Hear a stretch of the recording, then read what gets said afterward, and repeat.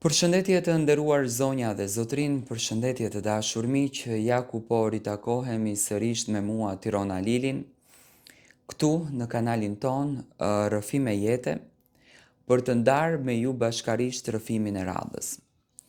Sot do të ndaj një letër që më besoni, është një letër që brenda saj mban shumë emocion.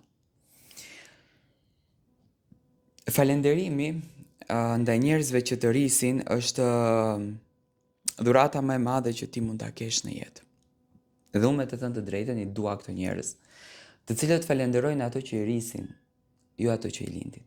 Sepse ato që të lindin mund të linden sot edhe një kafsh, por ajo që të rrit e ka të gjitha të luftën e madhe dhe betejën e madhe me veten, por edhe me ty. Jemi në një ditë që do të kemi një dasëm së shpejti. Edhe vajza, para se të bëhet nuse të veshën fustanin e bardhë, ka ca fjalë për nënën apo për nusen e xhaxhait të saj, e cila e mori edhe e rriti. Përshëndetje Tiranë. Po të shkruaj një letër unë si të gjithë shqiptarët e tjerë, të cilët me ty kanë ndarë emocionet më të thella shpirtërore. Asa shpejturita Tiranë. Ditët ikën si ujë. Tani që po shkruaj këtë letër, memoria ime po kujton gjëra që nuk i besoja se do t'i kujtoja në jetë.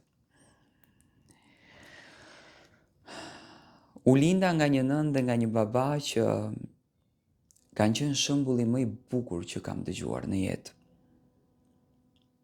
Por jeta nuk u tregua e drejt me ta. Menjëherë sa po u martuan, pas një vjetori të lindjes time, e vetmja foto që unë mbaj kujtim, pas një aksidenti të tmerrshëm, ato humbën jetën. Mua më kanë treguar që lotët e mia atë ditë kanë qenë të tmerrshëm sa që është dukur që edhe unë një vjeçare e kam kuptuar vdekjen e Timati dhe nënës time. Ka qenë shumë e rëndë, ka qenë e tmerrshme, ashtu thonin. Unë mbeta jetime. Dhe në përqytet është bërë muhabeti, ku do të shkon kjo vajzë? A do ta çojë në jetimore? Kush do ta mban? Kush do të kujdeset për të? Por unë kam pas një xhaxha që ka patur një grua jo të mrekullueshme, por të bekuar nga Zoti. Në ditën e tretë të mortit, gruaja e xhaxhit ka hyrë në dhomë dhe ka thënë me zë: unë 2 fëmijë kam, të tretë nuk bëj dhe e tretë është bia ime. Do e marr unë, do kujdesem për të, do e hedh edhe në emrin tim. Dhe kështu u bë. Morën dokumentat, më hodhën në emër të tyre dhe më ritën si kokra e mollës. Më ritën me dhuratat më të bukura, më ritën me librat më të mira, më ritën me veshjen më të mirë. Mami punon edukatore, babai punonte doktor dhe unë isha bekimi më i bukur i familjes, 2 vëllezër dhe një motër.